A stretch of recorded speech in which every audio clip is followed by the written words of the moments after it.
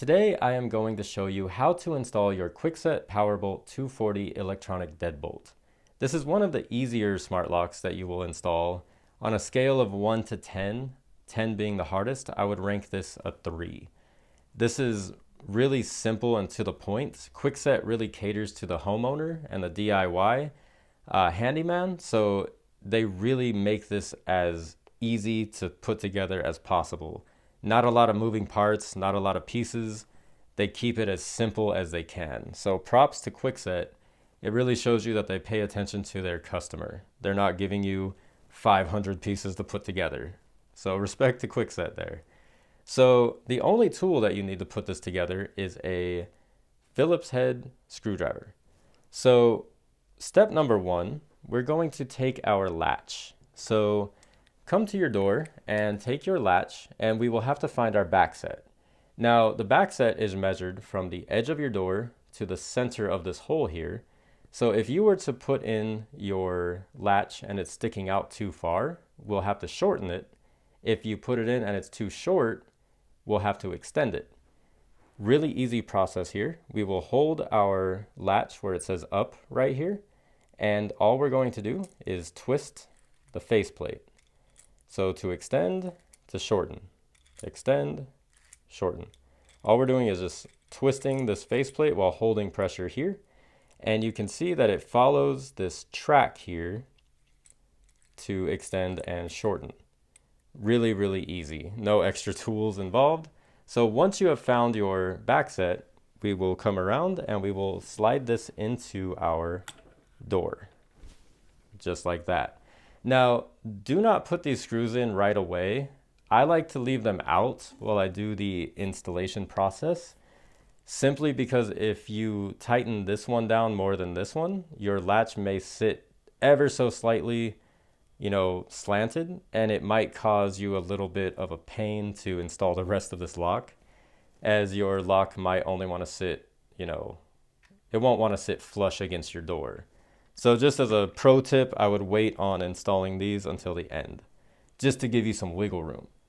So now, step number 2, we're going to come around the other side of our door, where I'm just going to spin my jig here, and we are going to take the front of our deadbolt, and you have 2 steps here.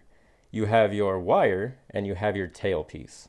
Make sure that your tailpiece is not in this type of position. You want it to be completely flat to align to the slot here. So from here, we are going to fish the wire under our latch and feed our tailpiece through the slot and slide it onto the door. Just like that. It will hang just a little bit, but it will be held in by the tailpiece.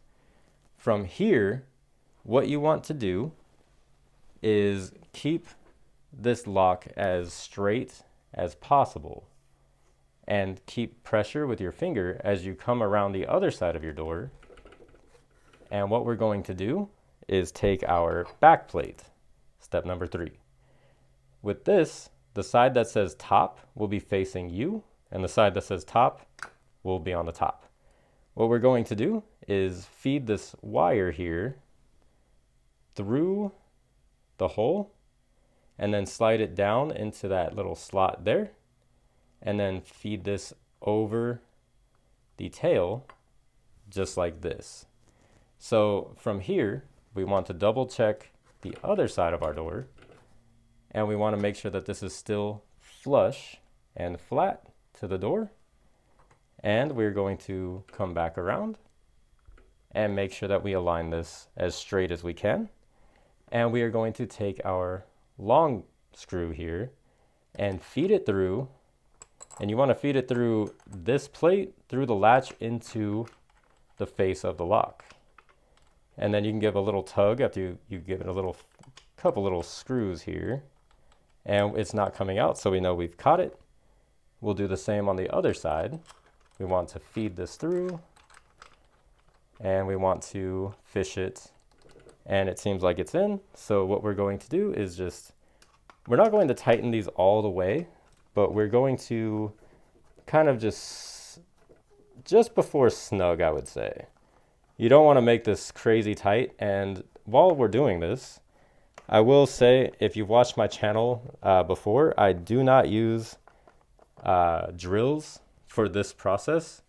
These are, in a lot of times, breakaway screws. So if you were to drill this in, it could snap.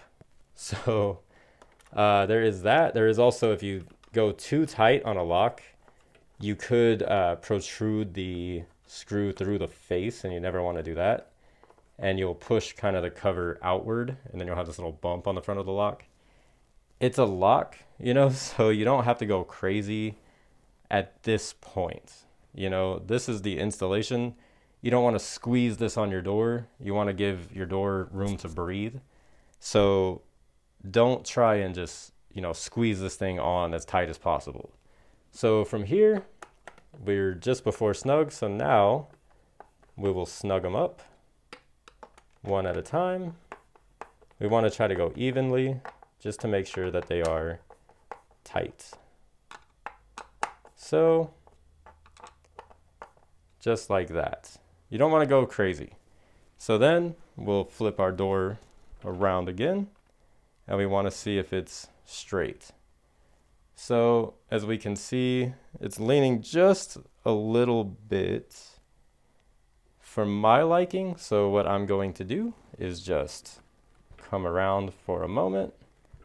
We're going to loosen our screws here just enough to straighten him, and then we are going to tighten him back down, just like so. And now he's straight. So from this side of the door, we're going to install our interior side of the deadbolt. Now, one thing that I will note, if, for instance, you do not have a door that has a recess for the latch and you want to forego chiseling, you could always install your cap and turn this into a driver style latch. If you want to learn how to do that, I will leave a link right up here in the corner where I show you that process. You can also use this process if your lock comes with a squared plate instead of a rounded edge, and you want to change it from this rounded to the squared edge, or you want to change it to the cap. I show you how to do that in that video. So from here, what we're going to do is take the inside of our deadbolt, and we're going to slide off the battery cover just like that. And we are going to plug in our cord here.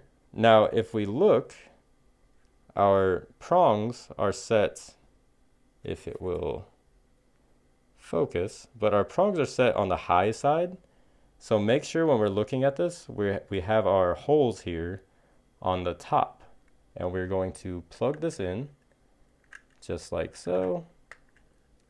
You'll hear it click, and we are in. And then from here, we want to make sure that we align our slot here to the tailpiece, and we want to fish our cord to where it's not going to get in the way here of the tailpiece and get pinched. So what we're going to do is I'll come around this side, and we're going to kind of tuck in our cord, and let me see if I can turn this so you can see it. So we're going to tuck in our cord here just like so into this little corner, and then as we push it on, it's going to feed itself in, and the interior will slide over that tailpiece just like that. Now, it will want to spring back off because that wire is pretty stiff. So from here, we can open our door, because now the front of our lock is held on by that plate. We don't have to hold this side anymore. So now we're going to take our screws that look like this, and we're going to feed these into these holes here, just below the batteries, and we are going to tighten them down. And these are tightening into that gold plate that we just installed. we'll take our second screw and we will feed this one in, just like so. From here, and only after the lock is fully installed, we will insert our batteries. Now, as a locksmith, I will say that I always recommend using Duracell or Energizer Max. I do not recommend using any other brand when it comes to smart locks. The biggest issue with smart locks is they really drain quickly. So if you're putting this on something like a short-term rental, I would suggest changing these batteries every 3 months.